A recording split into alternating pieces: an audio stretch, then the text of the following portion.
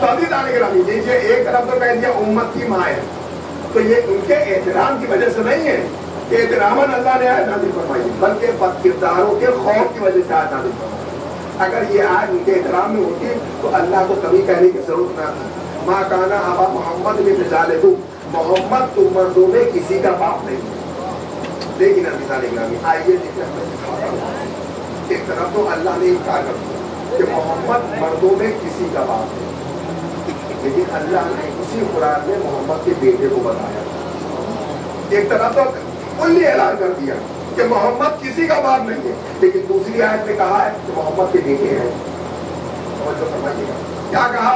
مَا كَانَ مُحَمَّدٌ أَبَا أَحَدٍ مِّن رِجَالِكُمْ، کہ محمد تم مردوں میں کسی کا باپ نہیں ہے۔ جب اللہ نے اعلان کر دیا محمد تم مردوں میں کسی کا باپ نہیں ہے، لیکن جب ہم نے قرآن کو پڑھنا شروع کیا تو ہمیں محمد کے بیٹے نظر آئے۔ کہا وہ آیت کون سی ہے؟ کہا آئے وہ بہلا اٹھا کر دیکھیے، اللہ نے کہا ابناءنا وابناکم، تم اپنے بیٹوں کو لاؤ ہم اپنے بیٹوں کو لائیں۔ اس کا مطلب اللہ بتانا چاہ رہا ہے کہ محمد مردوں میں کسی کا باپ نہیں ہے۔ اگر محمد باپ ہے تو اولاد زہرا کے بچوں کا باپ ہے۔ سلام علیکم محمد،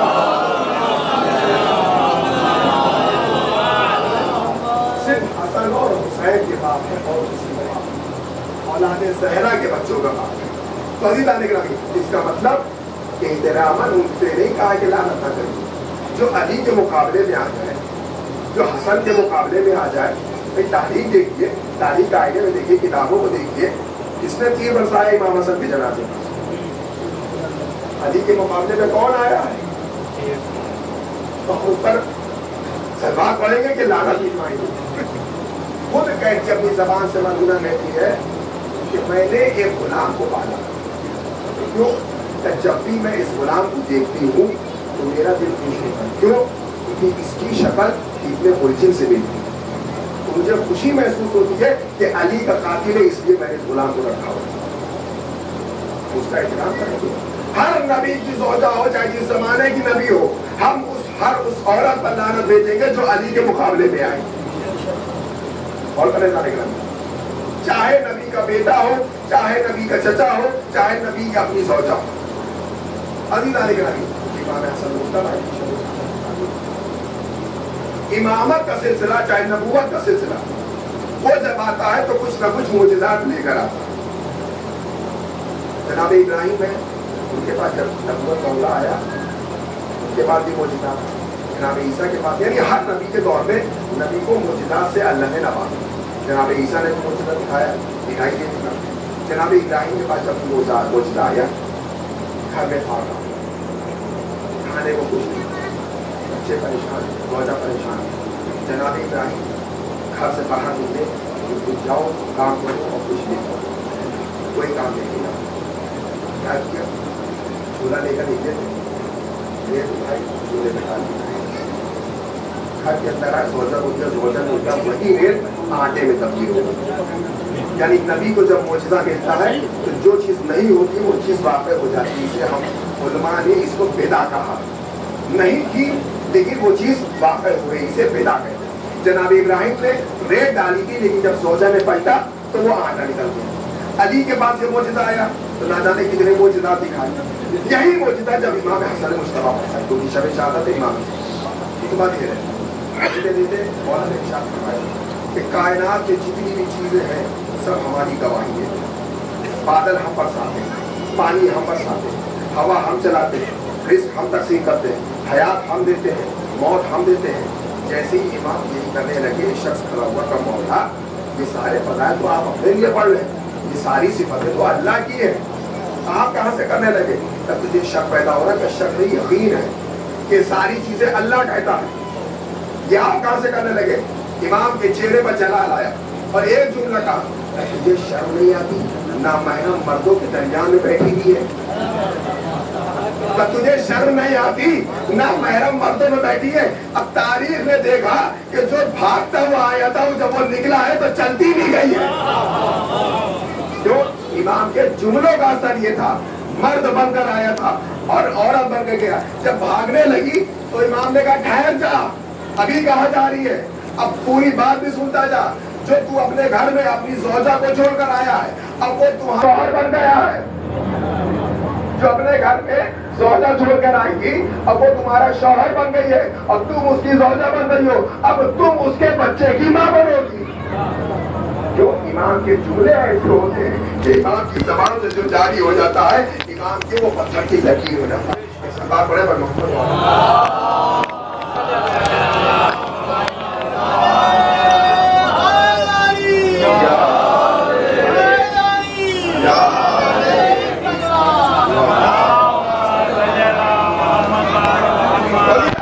इमाम जब भी इस जमाने में होता है तो अपने साथ मुझका लेगा। अब मैं अपने बात पढ़ा रहा हूँ कि अल्लाह ने कुरान में इरशाद दीन में कोई जबर नहीं, दीन में कोई जबरदस्ती नहीं है। ये आयतल कुर्सी का छोटा सा टुकड़ा, ला इकराहा फिद्दीन, दीन में कोई जबर, कोई जबरदस्ती नहीं। इसका मतलब मज़हब इस्लाम जो आया है वो जबरदस्ती ठोकरे के लिए नहीं आया। मोहम्मद ने इस्लाम की तस्वीर नहीं दिखाई है, अपने अखलाक की तस्वीर दिखाई है।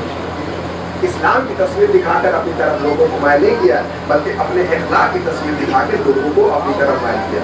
और अल्लाह ने जब पैगम्बर को दुनिया पर भेजा तो ये कहकर भेजा था, मोहम्मद हमने आपको रहमत लिल आलमीन बनाकर भेजा, दरवाज़े ज़िंदान बनाकर नहीं भेजा। अपने अखलाक के जरिए से लोगों को लेकर आइएगा, तलवार के जोर पर लेकर ना आइएगा। अज़ीज़, यही वजह है कि अगर आज तलवार की जोर पर इस्लाम फैला होता तो कभी भी आज कायनात में कोई गैर शिया न होता। बच्चों फरमाइएगा, अगर तलवार की जोर पर इस्लाम फैला होता तो आज कायनात में कोई गैर शिया न होता। कहीं दलील तो दलील ये है कि जिस मोहम्मद के पास अली जैसी कलाई हो, जिस मोहम्मद के पास अली जैसी कलाई हो और जुल्फ़िकार जैसी तलवार हो, तो इन दो के होते हुए कायनात में कोई गैर शिया रह सकता था? इसका मतलब इन दोनों का होना और कायनात में गैर शिया का होना इस बात की दलील है कि इस्लाम जबरदस्ती नहीं फैला है, इस्लाम को समझाया गया है। इसी तरीके से हम नमाज की फजीलत को बयान कर सकते हैं, जबरदस्ती किसी से नमाज पढ़वा नहीं सकते। रोज़े के फज़ाइल को बयान कर सकते हैं, लेकिन ज़बरदस्ती किसी को रोज़ा रखवा नहीं सकते। हम हज के एहकाम को बयान कर सकते हैं, लेकिन ज़बरदस्ती किसी को हज पे दे नहीं सकते। तो जैसे हम फजीलत को बयान कर सकते हैं, ज़बरदस्ती को अमल करवा नहीं सकते, इसी तरीके से हम फर्श अज़ा की फजीलत को बयान तो कर सकते हैं, लेकिन ज़बरदस्ती किसी का गिरबान पकड़कर फर्श अज़ा पर बैठा नहीं सकते। जबरदस्ती किसी को फर्श अज़ा पर बैठा नहीं सकते हैं। तो ये तारीख़ इस्लाम में ऐसी चीज़ है। और जब हमने तारीख़ इस्लाम को पढ़ना शुरू किया तो हमें तारीख़ इस्लाम की किताब में 2 चैप्टर नजर आए।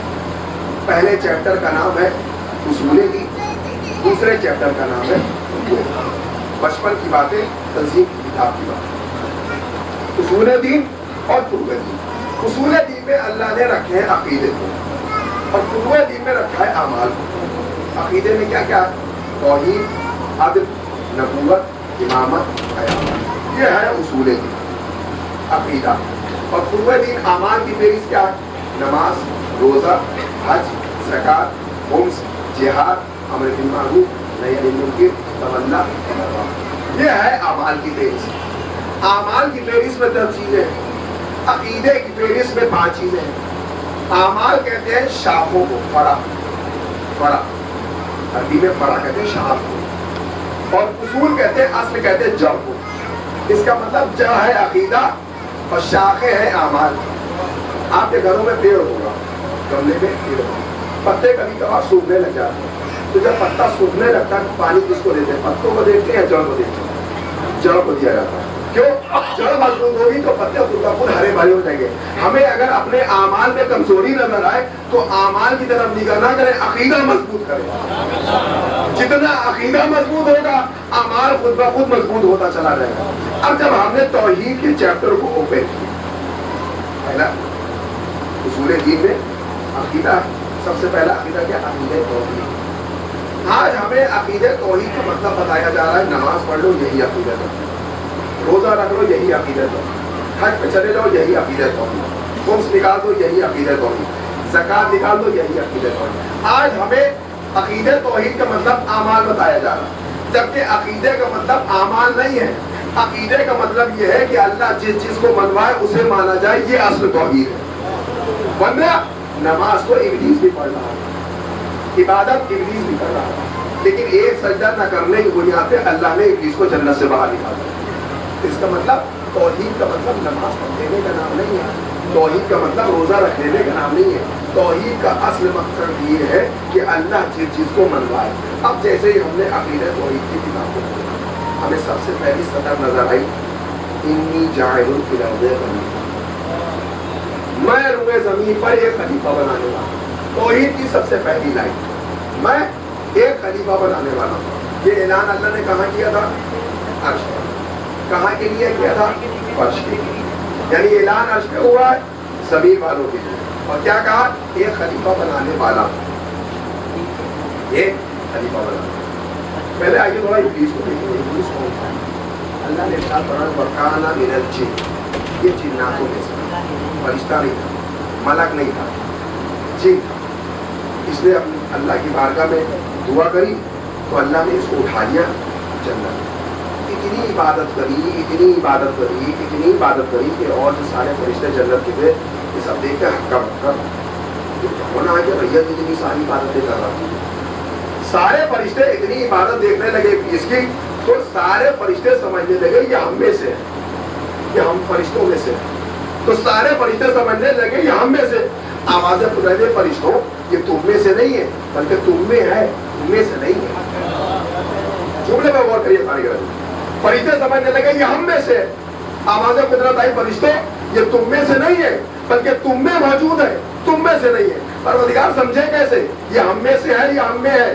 کہا بیٹھے رہو سمجھ جاؤ گے. ادھر اللہ نے جناب آدم کا پتلا تیار کر دیا. ابھی پتلا بنا ہے لیکن ہاتھ ہے حرکت نہیں ہے, پیر ہے قوت نہیں ہے, زبان ہے گویائی نہیں ہے, آنکھیں ہیں بصارت نہیں ہے, کان ہے سماعت نہیں ہے, دل ہے لیکن دھڑکن نہیں ہے. ابھی جناب آدم کا پتلا تیار. جیسے ہی اللہ نے کہا فَإِذَا سَوَّيْتُهُ وَنَفَخْتُ فِيهِ مِنْ رُوحِي, میں آدم کے پتلے میں روح داخل کر دوں تو سب کے سب سجدے میں چلے جانا. جیسے ہی اللہ نے جناب آدم کے پتلے میں روح داخل کری سارے فرشتے جھک گئے آدم کو سجدہ کرنے کے لیے. جیسے ہی سارے فرشتے جھکے الا ابلیس, ابلیس نے انکار کر دیا. جیسے ہی ابلیس نے انکار کیا آواز قدرت نے دیکھا فرشتوں میں نے تم سے کہا تھا نا یہ تم میں ہے لیکن تم میں سے نہیں ہے, یہ تم میں تو ہے یہ تم میں سے نہیں ہے. عزیزان اکرامی اس کا مطلب اگر کوئی بہت بڑا مومن متقی پرہیزگار آپ کو دکھائی دے تو اس کو ہر کسی کو حسینی نہ سمجھیے گا. ہر کالا کپڑا پہننے والا عزادار نہیں ہو سکتا ہے, وہ ہم میں ہے لیکن ہم میں سے نہیں ہے. تو یہ اللہ نے عرش پر قانون بنایا کہ کون اس میں سے تھا اور کون فرشتوں میں سے تھا, کون فرشتوں میں نہیں تھا. یہ اللہ نے عرش پر قانون بنایا. میرے معبود یہ وہاں تو کا موقع تھا, یہ تو نے وہاں کے لیے قانون بنایا. آج کے زمانے میں ہم کیسے سمجھے کہ کون حسینی ہے کون حسینی نہیں ہے؟ ہر آدمی کالا لباس پہنتا ہے, کون ہم میں ہے اور کون ہم میں سے نہیں ہے. تو اللہ نے کہا دیکھو ہم نے عرش پر قانون بنایا ہے نبی کے ذریعے سے, زمین پر بھی قانون بنا دیا ہے. پروردگار کیسے قانون بنایا؟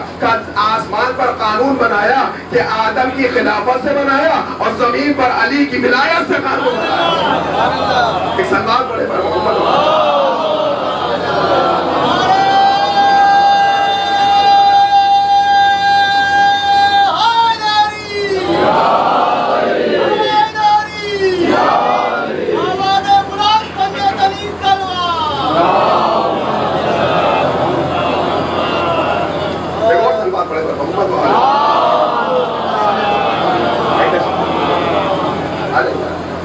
ایک اور کو کر سکتا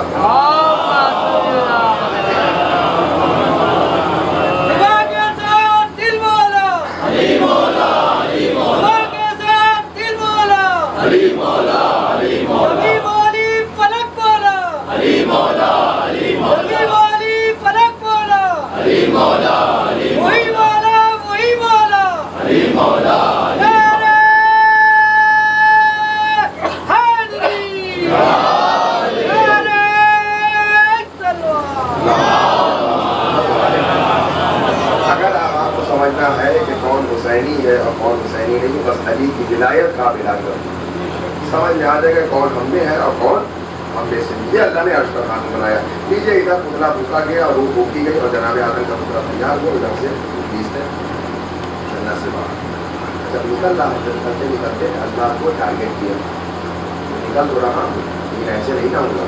اور پھر اتنی سال عبادت کری اس کا صلہ کون دے گا؟ عبادت کر پائی ہے تفہیم عبادت سلا دو کیا چاہیے. ہاں اس دن دل کھول کر ابلیس نے اپنی باتیں اللہ سے منوائی, دل کھول, اور اللہ نے دل کھول کر اس کی باتیں مانی. جو اس دن مانگا اس نے اللہ نے کیا. اس کا مطلب جو اپنی عبادتوں کا فوراً سلا مانگے وہ چھچورے شیطان کی حرکت ہے. جو عبادتوں کا فوراً سلا مانگے چھچورے شیطان کی حرکت ہے.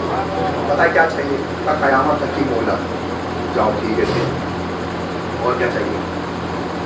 جب چاہو جس وقت چاہو انسانی شکل اختیار کرو. اتنی قوت دے دے کسی کے اندر بھی گھس جاؤ, کسی بھی شکل انسانی شکل اختیار کر لیں. اب آپ کو غور کرنے کی بات ہے گرامی, شیطان کبھی بھی کسی بھی شکل میں آ سکتا. اب آپ کو بچ کے رہنا پڑے گا. آپ اس کو یہ نہ سمجھے گا شیطان آئے گا تو ٹائی لگا کے آئے گا, کوٹ ووٹ پہن کے آئے گا, جینس وینس پہن کے آئے گا. نہیں, شیطان جب بھی آئے گا ممکن ہے ہو سکتا ہے کبھی ٹوپی میں ہے تو کبھی امامے میں بھی آ سکتا. شیطان کسی بھی روپ دھار کر سکتا.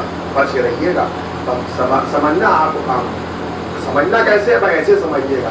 جب کبھی بھی اس ممبر سے حق کے اہل بیت کے لیے زبان کھلے تو سمجھیے گا مومن ہے. کبھی حق کے اہل بیت کے علاوہ زبان نکلے تو سمجھیے گا وہ شیطان کی اولاد ہے. اب آپ کو سمجھنا پیچھے ساری باتیں بن گئی. پھر وہ کہتا ہے کہ اولاد آدم ہو رہی ہے تو ہماری بھی اولاد ہونی چاہیے. ہمارے کا اولاد ہوتی ہے تو ابلیس کی بھی اولاد کرتی ہے. اس کا مطلب ابلیس بھی صاحب اولاد ہے, اکیلا نہیں. اور کیا چاہیے؟ ابلیس نے پھر آخر میں کہا اولاد آدم کا انتقال ہو, میری اولاد کا انتقال نہیں ہونا چاہیے. آخری نامولود جس دن ہم نے وقت مانگا ہے وقت مجھے نا, اس دن تو ہماری اولادوں کو مارنا, لیکن دنیا میں نہیں مارنا. اچھا ٹھیک ہے, تو تمہاری اولادوں کو نہیں مارنا. اور کیا چاہیے؟ ایک چیز اور اس نے مانی. کہتا ہے کیا چاہیے بتا. کہتا ہے وہاں اگر ایک پیدا ہو رہی ہے, اولاد آدم کا اگر ایک ہو رہی ہے, ہماری ڈبل ہو. وہاں ایک ہو تو میری دو, وہاں دو ہو تو میری چار ہو, وہاں چار ہو تو میری 8 ہو, وہاں 8 ہو تو میری 16 ہو. ڈبل اولاد پیدا ہونا چاہیے. اچھا اور یہ بھی کیا ہے؟ اس کا مطلب اولاد آدم کا بھی ولادت ہو رہی ہے تو ابلیس کی بھی اولاد ہو رہی ہے. اولاد آدم کا ایک ہو رہی ہے تو وہاں ڈبل پیدا ہو رہی ہے. اولاد آدم مر رہی ہے لیکن وہاں مر نہیں رہی ہے. توجہ فرما رہے ہیں کہ وہاں پیدا ہو رہی ہے تو یہاں بھی پیدا ہو رہی ہے. وہاں ایک ہو رہی ہے تو ابلیس کا 2 ہو رہی ہے. وہاں مر رہی ہے, کم ہو رہی ہے, لیکن ابلیس کا پیدا ہو رہی ہے, ڈبل ہو رہی ہے, لیکن مر نہیں رہی ہے. اب سمجھا دیدان گرامی کہ ابلیس کا اولاد پیدا ہو رہی ہے, ڈبل ہو رہی ہے, مر نہیں رہی ہے. اب آپ سمجھے کہ کائنات میں دشمنان اہل بیت کہاں سے پیدا ہو رہے ہیں؟ ارے کوئی اور اولاد نہیں ہے, ابلیس کی اولادیں پیدا ہو رہی ہیں. ابلیس کی اولادیں پیدا ہو رہی ہیں جو مر نہیں رہی. نیچے جب ساری باتیں منوا لی اور خود نکل گئے تو ابلیس نے سوچا جس کی وجہ سے نکالا گیا پہلے اسی کو ٹارگیٹ کروں. جس کو جناب آدم کی وجہ سے نکالا گیا ہوں تو جناب آدم کو پہلے نکالا گیا. لگ گیا اپنے نشان پہ, کھڑا ہوتے جنت کے باہر. ایک بڑی تاریخ ہے, یہ روایتیں ہیں کہ کیسے دوبارہ جنت میں داخل ہوا, کہ مور آیا اس نے پنجوں میں دبایا اور سانپ نے پھر مدد کری, زمین میں رکھا اور جنت کی بہرحال کی ہماری مطلب کیسے گیا اور بہکانا کیسے شروع کیا. تو فرمائیے گا آگے جنت میں. اب جناب آدم خلیفہ ہے, معصوم نبی ہے, پہلی عزت ہے, خلیفۃ اللہ ہے. جناب آدم کو تو نہیں بہکا پایا ابلیس. جناب آدم تو نہیں بہکے, لیکن بیچاری ہوا بولی بھالی شریف النسل وہ بھی ابلیس کے چنگل میں آ. اس دن اللہ کی سب سے پہلی جھوٹی قسم کھائی. شیطان آیا, آنے کے بعد کہتا ہے بیوی میں خدا کی قسم کھا کے کہتا ہوں میں آپ کا بہت بڑا خیر خواہ ہوں, اور اللہ نے آپ کو اس درخت کے قریب جانے کے لیے منع کیا. فلا تقربا هذه الشجرة, اس درخت کے قریب نہ جائیے گا. کیوں منع کیا جانتی ہے؟ ہمارے کہا کیوں؟ اس لیے منع کیا ہے کہ آپ اس درخت کا پھل کھا نہ لیں.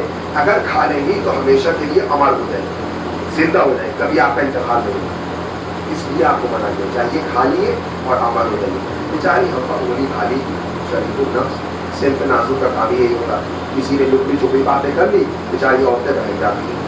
کوئی بھی بہکانا چاہے آرام سے بہکا دیتا. ہوا بھی بیچاری بہک گئی تو کسی طریقے سے وہ پھل کا درخت کا پھل کھا لیا. سوال یہ پیدا ہوتا ہے دیوان گرامی, نتیجہ سوال یہ پیدا ہوتا ہے کہ آخر اس درخت میں ایسا کیا تھا کہ ایک پھل کھانے کی بنیاد پر اللہ نے آدم کو حوا کو جنت سے باہر. خاصیت کیا ہے؟ مثال کے طور پر کل آپ کے گھر مہمان آنے والے ہیں, آپ مارکیٹ گئے, مہمان کی ضیافت کے لیے بہترین سیب فروٹس خریدا, مٹھائی خریدی, اور خریدنے کے بعد لاگے فریج میں رکھی ہے, اور اپنی زوجہ سے کہا کہ دیکھو کل جو مہمان آنے والے ہیں میں نے سارا سامان انتظام کر دیا ہے, سارا پھول سول سے خرید دیا ہے, یہ مہمان کے لیے رکھا ہے, کوئی کھانے نہ پائے. بچے تو بچے پر شیطانی نہ کرے تو بچے کس کام کے؟ بچوں میں بڑوں میں فرق کیا رہ جائے گا؟ بچہ باہر سے کھیلتا آیا, اسے پیاس لگی, اس نے فریش کھولی, جیسی فریش ہوئی اسے بہترین سیب ایپل, اس نے ایک سیب نکالا کھا لیا. بچہ تھا, اسے سیب دکھائی دیا, بھوک لگی کہ کھا لیا. آپ بتائیے کیا کریں؟ بچے سے کہیں گے کہ تم نے سیب کھا لیا, منع کیا تھا چلو گھر سے باہر نکال دو, پر زندگی بھر کبھی چہرہ نہ دکھانا. آپ کہیں گے ایسی بات؟ نہیں کہیں گے. کیوں نہیں کہیں گے؟ بچہ ہی تو ہے, سیب کھا لیا ہوگا پھر آ جائے گا. ہم آپ گنہگار جب ایک سیب کھانے کی بنیاد پر اپنے بچے کو گھر سے نہ نکالے تو خالق کائنات ایک پھل کھانے کی بنیاد پر جنت کو آدھا کو نکال دیا. تو آخر وجہ کیا تھی کہ اس درخت میں کہ ایک پھل کھانے کی بنیاد پر اللہ نے جنت سے آدم کو نکال دیا. علامہ مجلسی لکھتے ہیں کہ وہ جنت کا درخت کوئی عام درخت نہیں تھا, بلکہ وہ جنت کا خاص درخت تھا اور منسوب تھا اہل بیت کی ذات سے. وہ خاص درخت منسوب تھا اہل بیت کی ذات سے. جب چادر تطہیر میں پنجتن نیچے داخل ہوئے تو جبریل نے پوچھا پروردگار کو منتہا حاصل کسا کہ چادر کے نیچے کون ہے؟ اللہ نے تعارف کرایا, ہم فاطمہ تو ابوہا و بالہا و بنوہا, یہ فاطمہ ہے, یہ ان کے بیٹے ہیں, یہ شوہر ہے, یہ ان کے بچے. اس دن اللہ نے تعارف کرایا جناب سیدہ سے. اس کا مطلب اللہ کی نگاہ میں پنجتن کا جو مرکز ہے وہ جناب سیدہ کو بنایا کہ فاطمہ ہے مرکز پنجتن کا. اس کا مطلب جو جنت کا درخت تھا کہ جس کو آدم سے منع کیا تھا جانے کا, وہ خاص درخت منسوب تھا جناب سیدہ سے, اور اس خاص درخت کو جناب سیدہ سے منسوب تھا, اور جناب آدم نے پھل کھا لیا تو پھل کھانے کا پھل یہ ملا کہ اللہ نے جنت سے باہر نکال دیا. اللہ نے قانون بنایا اس پر کہ دیکھو سیدہ کے معاملے میں ہم آدم کو تو چھوڑتے نہیں, تو جو سیدہ کا باغ فدا کھا جائے اسے کہاں چھوڑ دیں گے؟ ایک سلوات پڑھے محمد.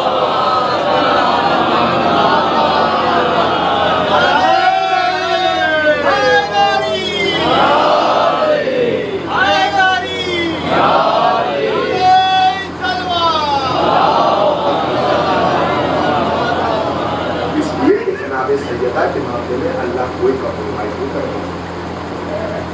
جناب سیدہ کے معاملے میں اللہ بڑا ٹائٹ ہے. جناب سیدہ سلام اللہ علیہ سے اپنا رشتہ اچھا رکھیے.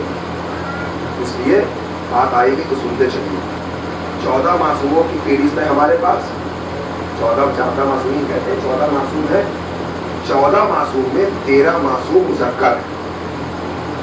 واحد معصومہ ہے جناب سیدہ سلام اللہ علیہ, ہے کہ نہیں؟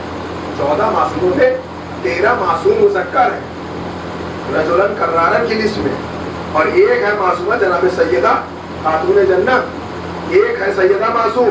اس کا مطلب اللہ کی نگاہ میں جو 13 پر بھروسہ ہے وہ اکیلی ذات جناب سیدہ پہ اللہ کو بھروسہ ہے. جو 13 پر الگ 13 پر بھروسہ ہے وہ اکیلی ذات جناب سیدہ پہ اللہ کو بھروسہ ہے. جناب سیدہ کی زبان سے جو چیز نکل جاتا ہے اللہ وہ چیز واقع کر دیتا ہے. عید کا تاریخ تھی, واقعہ مجھے بیان نہیں کرنا, بس اب جب حسنین نے کہا تھا اماں لباس ہے ہی نہیں, کھا لباس, درزی کھا, کپڑے تھے کچھ نہیں, کیونکہ جناب سیدہ کے کہنے سے نکلا آپ کپڑے درزی کا, نہ کپڑا تھا نہ درزی کا نہ لباس کا, کچھ نہیں تھا. ادھر جناب سیدہ کے دہن سے نکلا, دیکھیے اللہ نے فوراً درزی بنا کر بھیج دی. کس کو بھیجا؟ کسی فرشتے کو نہیں بھیجا, جبریل کو نہیں بھیجا, رضوان جنت, جنت کا دربار, جنت کا مالک گارڈ تھا جنت, وہ آیا. میں کہوں گا رضوان اس سے اچھا موقع تجھے ملنے والا نہیں ہے. پیغمبر کے گھر آیا, عقل کر جاؤ, تو میں آیا ہوں حسنین کا کپڑا دے کر. کہنا چاہیے تھا نہیں کہنا چاہیے؟ اچھا بات آئی تو سنتے چلیے. توفیق ہے پروردگار. جناب عیسیٰ کی ماں زکریا آل ہے, مریم, اور ایک دوسرے کہتا ہے جناب زکریا تالا لگا کے چلے جاتے ہیں پاس, نہ کوئی اندر آ پاتا تھا نہ کوئی باہر جا سکتی تھی جناب. لیکن جناب زکریا جب دن بھر کے بعد آئے ہیں تو جیسی تالا کھولا, دروازہ کھولا, دیکھا کھانا رکھا. پوچھا بیوی کون آیا, کھانا کہاں سے آیا؟ مجھے جو آپ کے سامنے عرض کرنا ہے کہ تالا لگا تھا, نہ کوئی اندر آ سکتا تھا نہ کوئی باہر جا سکتا تھا. لیکن جب کھانا آتا تھا, فرشتہ لے کر آتا تھا, لا کر دیا کھانا, تو جناب مریم ڈری, کون ہو؟ کہاں سے آئے؟ یہاں تو کوئی آ نہیں سکتا، ظاہر سی بات ہے، جب گھر کے اندر سب کچھ بند ہوتا رہا اچانک سے کوئی آ جائے ہر انسان ڈر جائے گا. تو کون آ کے جب سب کچھ بند ہے وہ بھی ڈر نہیں چاہیے. جیسی نہیں کون ہے ویسے میں ڈریے نہیں، میں رسول آیا ہوں، اللہ کا بھیجا ہوا رسول، اللہ کا بھیجا ہوا آیا ہوں آپ کے لیے کھانا لایا. کیا کہہ رہا ہے؟ آپ کے لیے کھانا لے کر اللہ نے بھیجا مجھے رسول، اللہ نے بھیجا آپ کے لیے کھانا لے کر. یہ نہیں کہا کہ اللہ نے کھانا بھجوایا، بلکہ کیا کہہ رہا میں لے کر آیا. یہ فرشتے کا آنکڑا دیکھیے، کہہ رہا ہے کہ میں آیا، اللہ نے بھیجا میں کھانا لے کر آیا ہوں. یہ وہی فرشتہ ہے کہ جب درِ صحرا پر آیا ہے تو یہ نہیں کہا کہ اللہ نے بھیجا ہوں میں کپڑے لے کر آیا ہوں، بلکہ کہہ رہا ہوں درزی آیا ہوں آستے کے لیے کپڑا لے کر آیا ہوں. رضوان جنت ہے، میں کہوں گا رضوان اس سے اچھا موقع نہیں ملے گا. اگر کہوں رضوان جنت آیا ہوں، دربان جنت آیا ہوں، ہنستے کا کپڑا لے کر، کہ اگر سیدہ نے رضوان جنت کہا ہوتا تو میں بھی رضوان بتاتا. چونکہ سیدہ نے کہا ہے درزی کیا ہے، تو اب اللہ نے مجھے درزی بنا کر اس در پر بھیجا. چونکہ سیدہ کے دہن سے یہ نکلا تھا کہ درزی کیا، تو اللہ نے اس دہن سے نکلے ہوئے درزی کو حق میں ثابت کر. تو جناب سیدہ کے دہن میں نکلتا ہے اللہ اسے پورا کرتا ہے. اللہ کی نگاہ میں جناب سیدہ کی عصمت پیچھے اصول دین بہت ضروری ہے. عقیدہ توحید کدھر نکال دیا. آج ہم کو اور اچھی چیزیں ہونی چاہیے کیونکہ اعمال اہم بنیاد ہے. عقیدہ توحید اصول دین کا سب سے پہلی لائن. ادھر فروع دین میں سب سے پہلی لائن کیا ہے؟ نماز. واجب عمل ہے، نماز ضرور پڑھیے. اچھوں سے میں بات ضرور رکھوں، نماز ضرور پڑھیے. مشکل سے کتنا ٹائم لگتا ہے؟ کتنا ٹائم لگتا ہے؟ 10 منٹ بھی نہیں لگتا نہیں ایک نماز پڑھنا. مشکل سے زہر اصل ملا کے پڑھیں گے تب بھی 10 منٹ لگتے، اس سے زیادہ نہیں لگتا.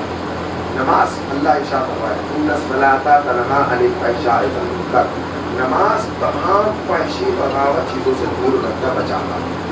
نماز انسان پڑھے گا تو خود بخود پروردگار کے قریب ہوتا چلا جائے گا، اور جتنا خدا کے قریب ہوگا اتنا گناہوں سے دور ہوتا چلا جائے گا. خود بخود آٹومیٹک جتنا انسان عبادت اپنے اندر داخل کرتا چلا جائے گا خود بخود وہ گناہوں سے دور ہوتا چلا جائے گا. اللہ اسے توفیق دیتا چلا جائے گا.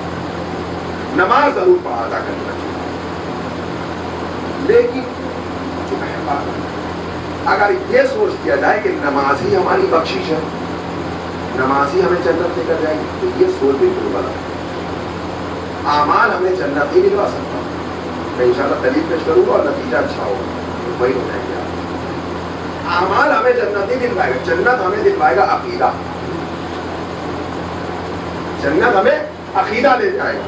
اعمال ہاں جیسی جب عقیدہ جنت لے جائے گا، پھر اعمال کا کیا کام ہے کہ جنت جیسی پہنچے کہ جس کا جتنا اچھا اعمال ہوگا کوئی سلمان کے بغل جائے گا، کوئی ابو ذر کے بغل جائے گا، کوئی مقداد کے بغل جائے گا. پھر اعمال ہمیں جنت کے درجے دلوائے گا.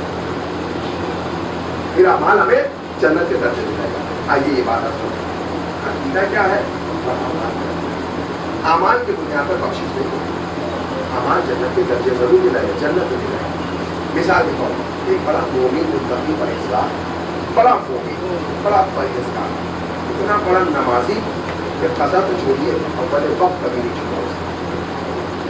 اول وقت کبھی نہیں چھوڑا. پوری زندگی جب تک حیات ہوئی اول وقت نہیں چھوڑا. اتنا بڑا نمازی. روزے دار اتنا بڑا، رمضان میں روزہ واجب ہوتا ہے، شعبان سے رکھنا شروع کرتا. اتنا بڑا روزے دار. حج سال میں صرف ایک بار واجب، حیات میں زندگی میں ایک بار واجب، وہ بھی کب؟ صاحب استطاعت کو. اللہ نے مستقی بنایا، صاحب استطاعت ہے، ہر سال حج میں جا رہا ہے. خمس کی ادائیگی بھی ہے، زکوٰۃ کی ادائیگی بھی ہے، پڑوسیوں کی مدد بھی کر رہا ہے، بیواؤں کا سہارا بھی بن رہا ہے، یتیموں کی پرورش بھی کر رہا ہے. بہترین اعمال، بہترین نماز، بہترین روزہ، بہترین حج، بہترین خمس، بہترین زکوٰۃ، ساری عبادتیں کرنے کے باوجود اب وہ لیٹا بستر پر. ڈاکٹروں نے جواب دے دیا بس آدھے گھنٹے 1 گھنٹے کا بیچ میں حیات. نماز کتنی اچھی پڑھی ذہن میں آپ کو، روزہ کتنا اچھا رکھا ذہن میں، یہ ذہن رکھے گا. اتنی اچھی عبادت کرتے دنیا سے جا رہا.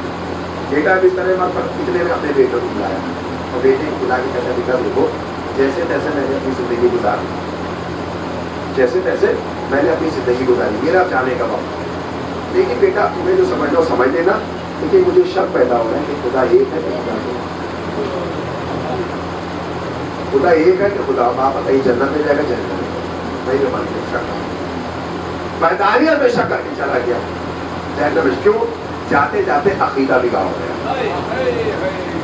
آئیے دوسرے مثال سے ایک دوسری مثال سے ایک نان مسلم غیر مذہب اسلام ابھی اس نے صرف پڑھا ہے دیکھا ہے. اس نے اپنی ساری زندگی نان مسلم ہے اسلام کو نہیں کیا. اس نے اپنی ساری زندگی میں سارے مذہب کو پڑھا سمجھا پرکھا جانا. جاننے کے بعد پرکھنے کے بعد پڑھنے کے بعد سارے مذہب کو اس نے دیکھا جتنے بھی مذاہب ہیں دنیا سارے مذہب کو دیکھا پڑھا سمجھا پرکھنے کے بعد اس کو ہمارا مذہب اچھا لگنے کے بعد ہمارے مولانا کے پاس آئے. مولانا صاحب ہم نے سارے مذہب کو پڑھا دیکھا سمجھا پرکھا آپ کا مذہب بڑا اچھا ہے اس لیے آپ اپنے مذہب میں مجھے اپنا. مولانا نے کہا پہلے یہ بتاؤ کوئی زور زبردستی تو نہیں ہے لا اکراہ فی الدین دین میں کوئی جبر نہیں ہے زبردستی نہیں ہے کوئی تمہاری گردن پہ تلوار تو نہیں رکھتے زبردستی تو کوئی مذہب کی طرف نہیں لے کر آ رہا ہے کوئی پیار محبت والا میٹر تو نہیں ہے پیار محبت کی وجہ سے اپنا اسلام دھرم بدل دیا کا کوئی زور زبردستی نہیں ہے. میں نے سارے مذہب کو پڑھا ہے سمجھا ہے پرکھا اس کے باوجود میں آپ کے مذہب کی طرف آنا چاہتے ہوں. جب اس نے ساری باتوں کو کلیئر کر دیا تو مولانا نے کہا ہو لا الہ الا اللہ. اس نے زبان میں جاری کیا لا الہ الا اللہ. مولانا نے کہا محمد رسول اللہ. اس نے زبان میں جاری کیا محمد رسول اللہ. مولانا نے کہا محمد علی الولی اللہ. جیسے ہی اس نے زبان پر علی الولی اللہ جاری کیا عقیدہ بدلا اللہ نے اس کی وہیں تک حیات کر دی تھی وہیں تک تعلق کیا. اب آپ بتائیے وہ جنت میں جائے گا جنت کیوں جائے گا کیوں جائے گا؟ کیونکہ جاتے جاتے عقیدہ صحیح کر کے چلا پڑا. جاتے جاتے عقیدہ نماز ایک وقت بھی نہیں پڑھی روزہ ایک وقت کا نہیں رکھا کوئی نیک عمل نہیں بجلایا کچھ بھی نہیں کیا پھر بھی جنت میں جا رہا ہے. کیوں جا رہا ہے؟ اس لیے جا رہا ہے کہ جاتے جاتے عقیدہ صحیح کر کے چلا گیا. لیکن عزیزان گرامی اب اس کا نتیجہ یہ نہ نکالیے گا کہ مولانا نے اعمال کو سائڈ میں لگا دیا اور عقیدے کو اعلیٰ پہنچا دیا عقیدے کو بلند کر دیا. یاد رکھیے گا جب اگر آپ عقیدے کی فیس دے کر کالج میں ایڈمیشن لے لیں گے تو اعمال جیسی کتاب کو پڑھنا ہی پڑے گا. اس لیے کہ بغیر اعمال کی کتابوں کو پڑھے ہوئے جنت کی ڈگری نہیں مل سکتی ہے. عقیدہ بھی ہونا چاہیے اور اعمال بھی ہونا چاہیے. بس آخری بات انشاءاللہ اسے رکھتے ہیں عقیدہ اور اعمال اصول دین اور فروع دین. اب علامہ ہندی نے اس اصول دین اور فروع دین کے اوپر ایک کتاب ہے اور شارح نے ان کی اس کتاب کی شرح کی. تو انہوں نے شرح میں یہ لکھا کہ اصول دین کو بتایا دین اور فروع دین کو بتایا شریعت. یعنی عقیدہ ہے دین اور اعمال ہے شریعت. وہ پھر لکھتے ہیں اس کی ڈیفینیشن کرتے ہیں تعریف کرتے ہیں کہ دین نہیں بدلتا دین کبھی نہیں بدلتا لیکن شریعت وقت کے مطابق بدلتی ہے. کیا مطلب؟ آدم کی شریعت کچھ اور تھی چلتے چلتے موسیٰ تک آئی موسیٰ کی شریعت بدل گئی. موسیٰ کی دور کی شریعت کچھ اور تھی ابراہیم کی دور کی شریعت آئی شریعت بدل گئی. ابراہیم کی شریعت کچھ اور تھی عیسیٰ کی شریعت آئی بدل گئی. عیسیٰ کی شریعت کچھ اور تھی محمد کی شریعت آئی محمد کی شریعت بدل گئی. یعنی ہر دور کے نبی کی شریعت بدلتی رہی لیکن دین نہیں بدلا. دین جو آدم کے زمانے میں تھا وہی اللہ نے محمد کے زمانے میں. اس کا مطلب آدم کے زمانے میں جو اللہ ایک تھا وہی ابراہیم کے زمانے میں اللہ ایک تھا.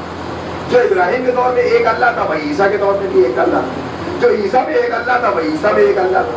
جو عیسیٰ میں ایک اللہ تھا وہی محمد کے. اس کا مطلب ہر نبی کے دور میں شریعت بدلی ہے دین نہیں بدلا ہے. دین اپنی جگہ مسلمان ہے اسی کے ساتھ دین نہیں بدلتا شریعت بدلتا. میں لکھنؤ سے گیا کانپور. جیسے میں نے کانپور کی سرحد پہ پیر رکھا شریعت بدل گئی. کیسے؟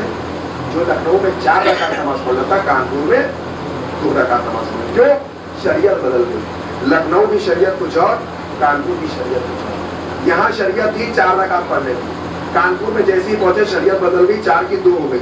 شریعت بدلی ہے دین نہیں بدلتا. جو لکھنؤ میں ایک خدا تھا وہی کانپور میں بھی ایک خدا ہے. جو 12 امام لکھنؤ میں تھے وہی 12 امام کانپور میں. اس کا مطلب دین نہیں بدلتا ہے شریعت بدلتی رہتی ہے. آپ کہیں گے دلیل کیا ہے؟ تو دلیل ہے علی بن یہودی صحابی امام موسیٰ کاظم علیہ السلام.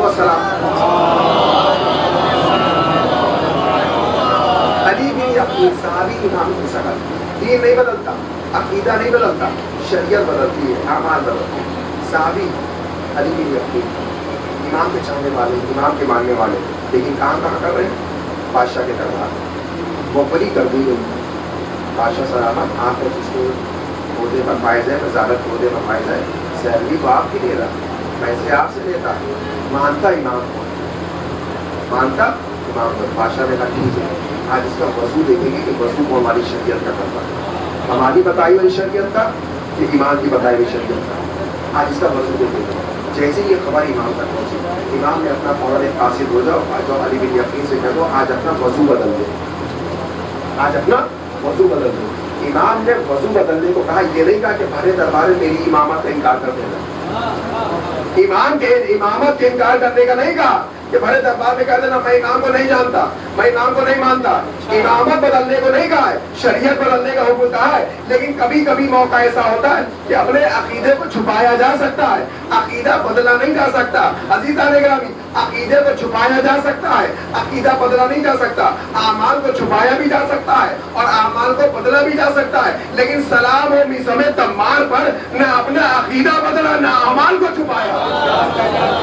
سلمان کو محمد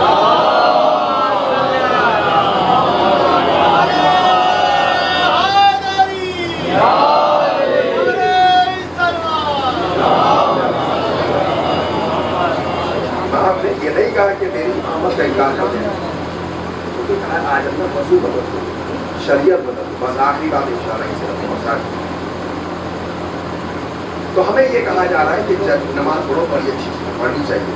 کی بات میں کہہ رہا ہوں اس لیے کہ شہزادی نے ارشاد فرمایا کہ میں اس شخص کی شفاعت نہیں کروں گی جو تاریخ سلام ہوگا, میں ہرگز اس کی شفاعت نہیں کروں گی. اسی حدیث ارشاد فرمایا رسول نے قبلت ماں سے باہر و ان مدت ماں سے باہر, جس کے نماز قبول سارے کے سارے اعمال قبول, جس کے نماز رد اس کے سارے اعمال. نماز کی اہمیت کو سمجھے بنا, لیکن ذہن میں سیدھے بیٹھانا ہے کہ نماز ہی سب کچھ ہے تو یہ قابل قبول نہیں. اگر صرف نمازی سب کچھ ہوتا, عبادتی سب کچھ ہوتی تو اللہ کبھی ابلیس کو جنت سے باہر نہ نکالتا. اگر نمازی عبادتی سب کچھ ہوتی تو اللہ حارث پہ غدیر کے میدان میں کبھی عذاب نہ نازل فرماتا.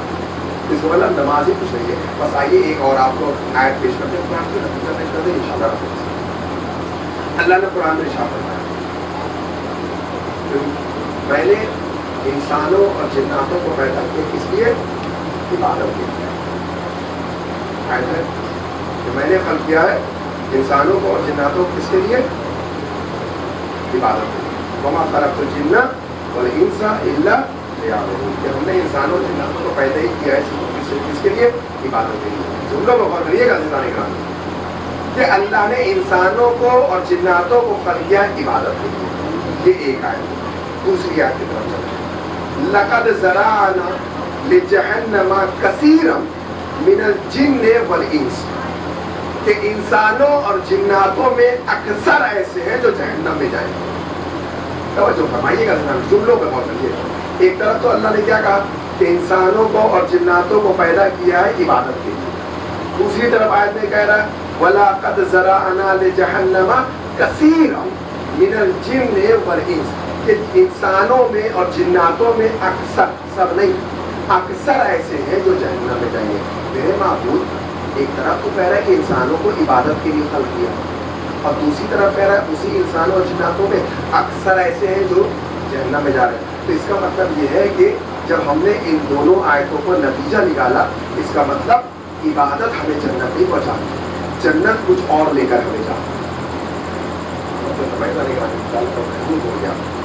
ایک طرف تو اللہ نے کہا وما خلقت الجن والانس الا لیعبدون, کہ ہم نے انسانوں اور جناتوں کو پیدا ہی کیا صرف اور صرف عبادت کے لیے. دوسری طرف اللہ ارشاد فرما رہا ولقد ذرأنا لجہنم کثیرا من الجن والانس, کہ ہم نے انسانوں اور جناتوں میں اکثر ایسے جو جہنم میں جائیں گے. اس کا مطلب دونوں آیتوں کا نتیجہ یہ نکلا کہ جنت ہمیں نماز اور روزہ لے کر نہیں جا رہا ہے, جنت ہمیں کچھ اور لے کر جا رہا ہے. اب جب ہم نے قرآن کا مطالعہ فرمایا 6666 آیتوں میں جب ہم نے غور کیا کہ کون سی ایسی آیت ہے جو جنت کی ضمانت دے رہی ہے, تو ہمیں ایک آیت نظر آئی جو جنت کی ضمانت دے رہی ہے. وہ آیت ہے آیت مودت, قل لا اسألکم علیہ اجرا الا المودۃ فی القربى. اے میرے حبیب آپ ان سے کہہ دیے کہ ہمیں کچھ نہیں چاہیے, اگر دینا ہی چاہتے ہو تو قرابت داروں سے مودت اختیار کرو. اس کا مطلب عبادت جنت نہیں پہنچا رہی ہے, آل محمد سے محبت ہمیں جنت پہنچا رہی ہے.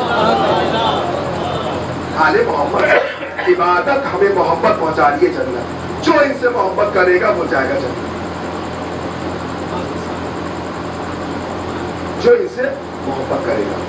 بس قربا کو سوچیے کہ کس کی محبت کو اختیار کرنے کا, کس کی محبت کو کہنا ہے بات ہے. اللہ نے کہا ہے قربا, قربا کی محبت. یہ قربا کیا ہے؟ عربی گرامر تھوڑا سمجھ.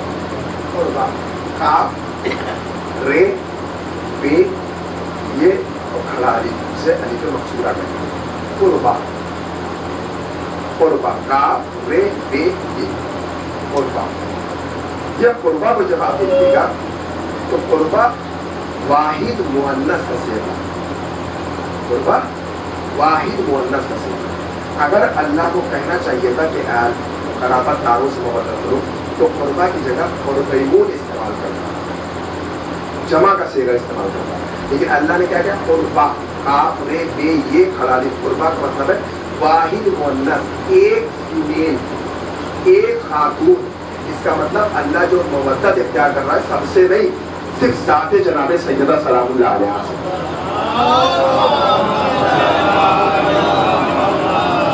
خاص جناب سیدہ سے, اس لیے کہ پنجتن میں کون ہے؟ 4 مذکر ہیں, 1 مؤنث ہے. تو خاص محبت اختیار کرنے کے لیے کہہ رہا ہے کہ جناب سیدہ سے کرو. اب لوگ یہ کہتے ہیں کہ میں در پہ سلام کرنے کے لیے گیا تھا اور مجھے سلام کا جواب نہیں دیا گیا. ارے کاہے کا سلام کا جواب مل جائے؟ اس لیے کہ لوگوں کو رضی اللہ بننے کا بڑا شوق تھا. تو اللہ نے بھی دکھا دیا کہ دیکھو اگر رضی اللہ بننے کا شوق ہے تو رسول کو راضی نہ کرو, بطول کو راضی کرو. سلوات پڑھیں محمد.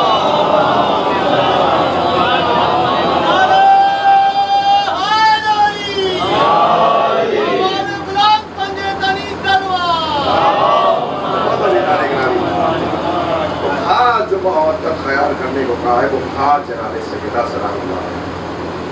اس لیے یہ فرش رضا, یہ رضا خانہ کس کا ہے؟ یہ کس کی دین ہے؟ یہ جناب صحرا کا گھر ہے. گھر ہمارا ہوتا ہے, ملکیت جناب سیدہ کی. فرش رضا ہمارا ہے, ملکیت جناب سیدہ کی. قالین ہماری ہے, ملکیت جناب سیدہ کی. آنکھیں ہماری ہے, ملکیت جناب سیدہ کی. آنسو ہمارے ہیں لیکن ملکیت جناب سیدہ. اس لیے کہ جہاں کوئی آئے نہ آئے شام سے ٹی وی اور آنے کے بعد جاتی ہے ٹوٹی ہوئی بقی میں. اور ٹوٹی ہوئی بقی میں جانے کے بعد کہتی ہے اماں چلیے ہمارے بھیا کے گھر کے فرش رضا بچھایا گیا ہے, ہمیں ان کے آنسوؤں کو لینے جانا. یہ گھر یہ سیدہ کا گھر, جہاں کہیں بھی فرش رضا بچتی ہے جناب سیدہ کا گھر ہو جاتا ہے. عزیزان گرامی بڑی نعمت ہے یہ ہمارے درمیان. اس لیے کہ جناب زینب سلام اللہ علیہ کو جب شام سے رہائی ملی ہے تو جناب زینب کی نگاہ میں اگر کوئی سب سے عظیم چیز ہوتی تو ہمیں وہ عطا کرتی. لیکن رہائی ملنے کے بعد جناب زینب کی نگاہ میں سب سے عظیم شے ہے فرش رضا. تو رہائی کے بعد سب سے پہلے جناب زینب نے ہمیں فرش رضا دیا. چاہتی تو مدینے آ کر اپنے بھیا کا غم منا سکتی تھی, چاہتی تو رہائی کے بعد مدینے میں آ کر فرش رضا بچھا سکتی تھی. لیکن جناب زینب نے یہ نہیں کہا.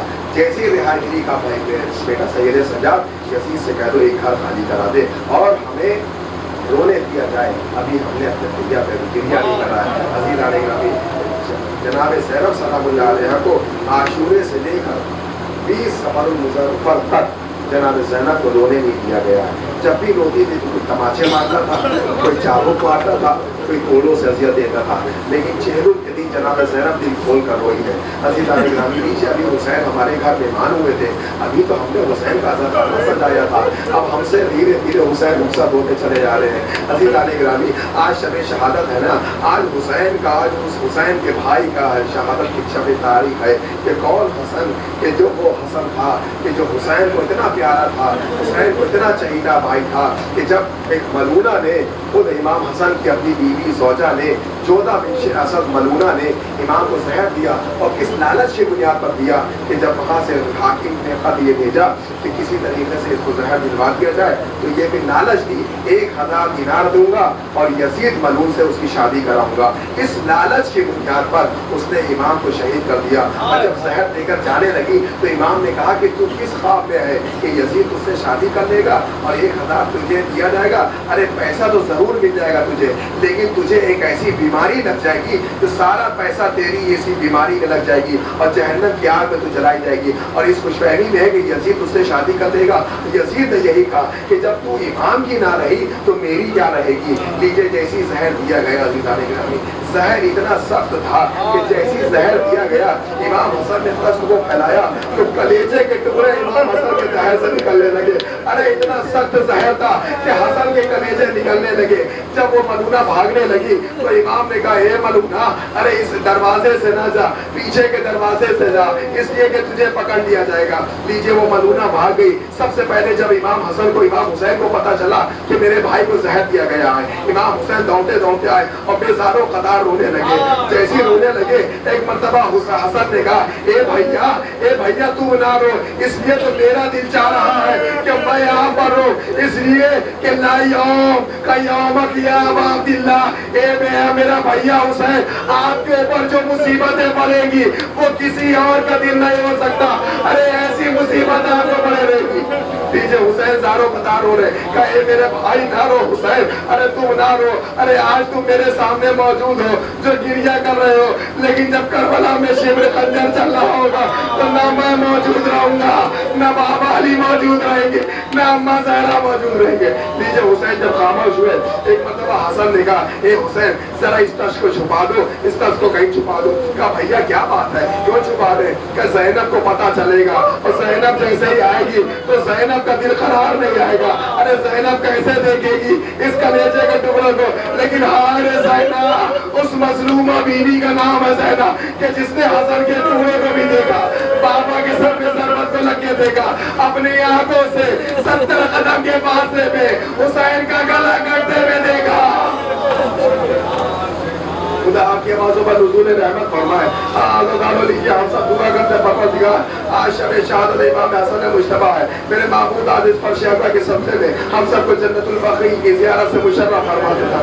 آزادار لیجیے امام حسن شہید ہو گئے، ان کو شہادت ہو گئی. وصیت کے مطابق امام حسین نے غسل دیا، کفن دیا، کفن دینے کے بعد نماز جنازہ پڑھائی اور یہ وصیت کری تھی کہ مجھے میرے نانا کے پہلو میں دفن کر دیا جائے. لیکن ہاں بھیا یاد رکھنا، اگر کوئی معاملہ ایسا آ جائے کہ لوگ دفن نہ کرنے دیں تو مجھے جنت البقیع لے جانا اور اماں کے پہلو میں دفن کر دینا. لیجیے ابھی پہلا جنازہ چلا تھا، ابھی گھر سے جنازہ چلا تھا کہ لوگ اصحاب لے کر چلے کہ مسجد نبوی میں رسول کے پہلو میں دفن کر دے. لیکن ایک ملونہ سامنے سے آئی، کہا یہ ملکیت میری ہے، میں یہاں کسی کو دفن نہیں کرنے دوں گا. کہا حسن ارے یہ نبی کے نواسہ ہے، ارے نبی کے نواسے کی ایک نواسے کو دفن ہونا. کہا نہیں یہاں کسی کو دفن ہونے کی اجازت نہیں ہے. ارے ملونہ نے اجازت دی. حسن کے جنازے پر 3 مسالہ شروع ہوا. ارے یہ پہلا جنازہ تھا جو گھر سے نکلنے کے بعد قبرستان سے واپس گھر گیا. نیچے جناب زینب ہے جو گھر کی دہلیز میں بیٹھی ہوئی گریہ کر رہی ہے، اپنے بھیا کا ماتم کر رہی ہے. جیسی جنازہ گھر میں پہنچا، ارے کیا دیکھا کہ کفن تو سفید گیا تھا لیکن سرخ کپڑے میں کفن آ گیا. جناب زینب نے دھیرے دھیرے تیروں کو نکالنا شروع کیا. لیجیے پھر جنازہ جنت البقیع میں دفن آیا. میں کہوں گا اے مولا، ارے آپ کے جنازے پر تیر لگا تو زینب نے نکال لیا، لیکن حسین کا جنازہ کہ جب شیو نے تیر برسانا شروع کیا، حسین کا جی ارے گولے پر سنبھل نہ سکا، زمین کربلا میں تشریف لائے. ارے زینب کی نگاہوں کے سامنے حسین کا جنازہ تیروں پر معلق ہو گیا. امام زمان علیہ السلام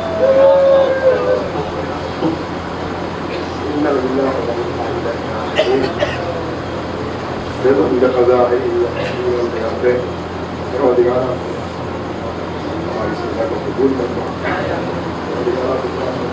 محمد کا میرے محبوب تجارت اس پر شہداء کے ساتھ میرے آنسوؤں کے ساتھ ہم سب کو زیارت آئینہ اور جنت البقیع کی زیارت سے مشرف معمول کئی بارگاہ میں بہت بڑے بار معبود شعبہ کے سبقے میں ہمارے دنوں میں سبیرہ دنوں میں کبیرہ کو بڑھتا ہم سب کو اللہ کی عبادت اور اہل بیت کی معرفت پیدا کرنے کی توفیق عنایت فرمائے ہمارے بچوں کو کی توفیق عطا فرمائے کہ نماز اول وقت ادا کر سکیں معبود ہم سب کو پروردگار کی معرفت عطا فرمانا پروردگار اس شعبہ کے سبقے میں دعا یہ ہے معبود جس طریقے سے یہاں مجلس عرضہ کر رہے ہیں اسی طریقے سے سرزمین کربلا پہ مجلس حسین اور خصوص مجلس کی جناب زہرا سلام اللہ علیہ روزے کی جلد از جلد تعمیر فرما اور ہمارے امام زمانہ کے ذکر میں تاجیل فرما قبل حضرت آپ سے گزارش ہے ایک مرتبہ پورے اعظم اور 3 مرتبہ سورہ اخلاص کی قرأت فرما کر مرحوم مقبول جناب تصدق حسین صاحب ابن جناب لٹر حسین صاحب کی روح کے ساتھ